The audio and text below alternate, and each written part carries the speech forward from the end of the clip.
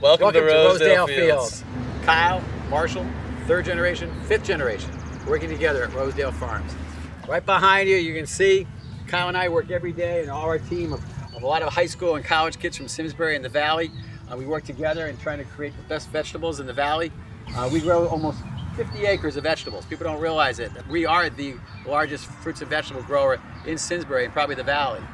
So we grow everything from tomatoes, we've got cabbage, we've got cauliflower, we've got potato, we've got basil, eggplant. So we grow a little of everything for the farm. That's traditional farming throughout New England. And that's what we do at Rosedale. So hopefully we're going to come around and see some corn, some beans, some squash. Have a lot of fun this morning.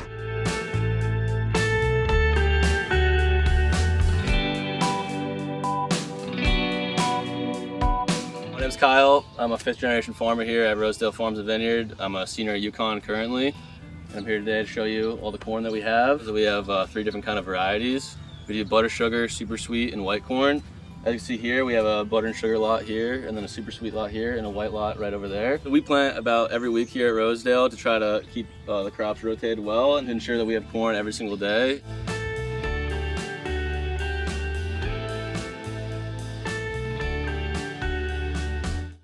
As you can see, there's only about 1 stalk per ear, so that's why we try to plant every single week so that we have a sufficient amount. So as you can see right here is the butter and sugar ear. This is one of our varieties. As you can see, there's different kernels, and it's a very sweet corn. Then we also sell white corn and yellow corn as well. We'll hand it over to my grandpa and he'll talk more about the farm.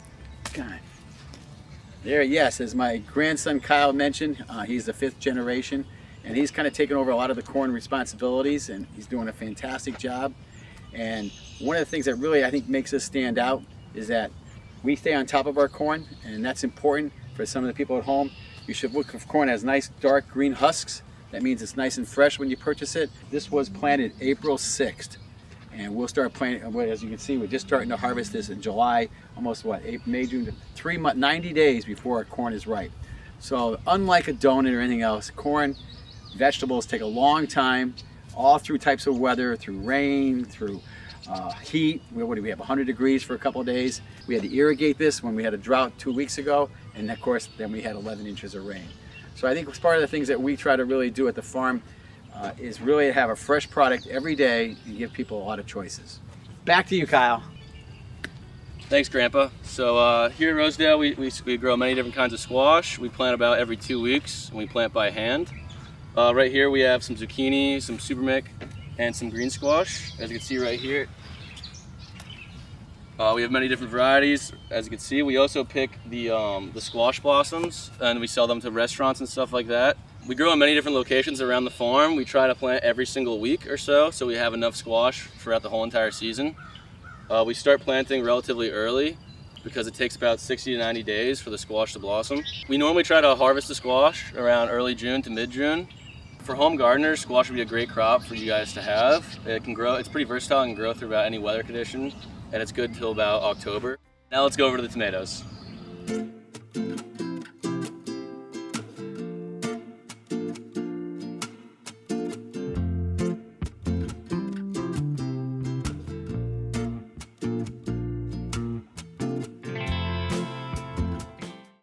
Here we are. This is a tomato patch. One of the really great things in the summer in New England. Like no other place. I know New Jersey says they have the best tomatoes, but I think Connecticut has the best tomatoes. And you can see there's different types of tomatoes. We have cherry tomatoes, we have grape tomatoes, beefsteak, and then the more traditional, as you see right behind me, are they're pretty much the vine ripened tomatoes that you hopefully try to get at Rosedale or any other market throughout the Northeast. Many of you have patio tomato plants at home. You can put them in little patios. A lot of people have those cherry tomatoes. One of our great tomatoes is called Sun Golds.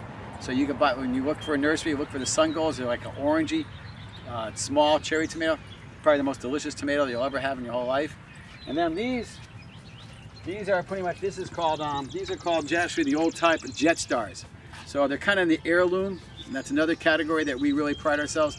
They're old-fashioned tomatoes, and the same thing, you can go to your garden shops and look for some of these heirloom tomatoes, Brandywine, Mr. Stripey. This is a Jet Star, have a lot of flavor. So if you really want to dress up your salad, you've got to have a salad, whether it's from Rosedale's or any other farm market or wherever in your home garden that you have. So enjoy the tomato season. It's the best time of the year.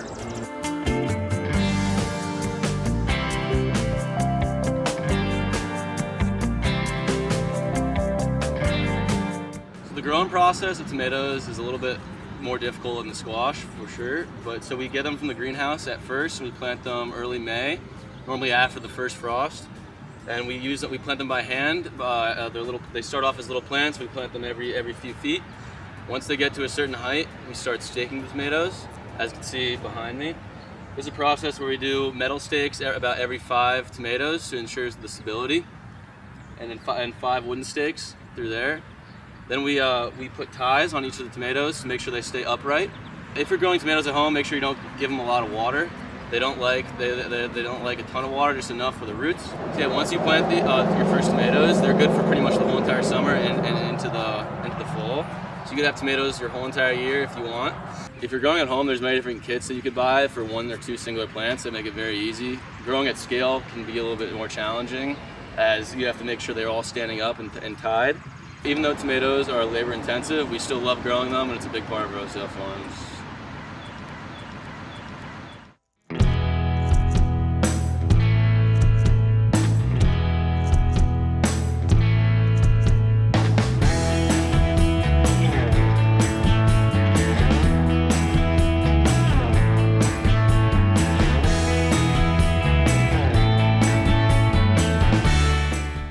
As we move forward throughout the farm at Rosedale's, we are now in one of our bean fields. You notice we have some row covers there. One of the animals that we have a real issue with are deer. Oh, that's right there, just in case we have a whole bunch of deer that come through. Beans is another thing that home gardeners can definitely enjoy. Same thing like the squash, you can plant it early, and if you do, you can buy some of these row covers that enhances the growing. So we've been picking beans already. This is July 3rd. We've been picking beans for 2 weeks already. And usually you had to wait till at least July to get any kind of bean crop. We grow mostly the variety we like, and if you can find them in a catalog called Savannah beans, I think those are the sweetest beans you can have. We have some French fillets, we have some yellow wax beans, they have a little lighter flavor, and then we also have some purple beans, which a lot of people get kind of mixed up because they're purple now, and if you use them raw, that's fine, but once you cook them, they actually turn a little green. So don't be, oh my God, I didn't get my purple beans, they're green. That's just the way they cook up. I picked these right after we finish shooting, and have somebody start picking these Savannah beans. Oh, they are so freaking sweet. Even my grandkids eat them. I can't believe it. Everybody eats green beans. It's a great type of thing on your garden throughout the summer. Same thing, you can grow them at home. We plant them all the way. We'll have beans from mid-June all the way to October. So that's the bean report at Rosedale Farms for today. There you have it. Okay, cut.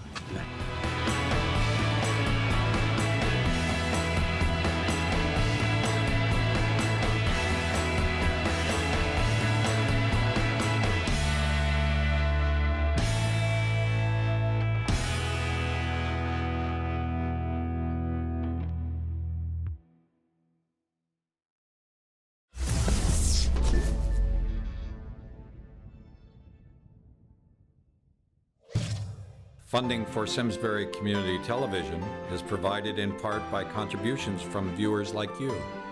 Thank you.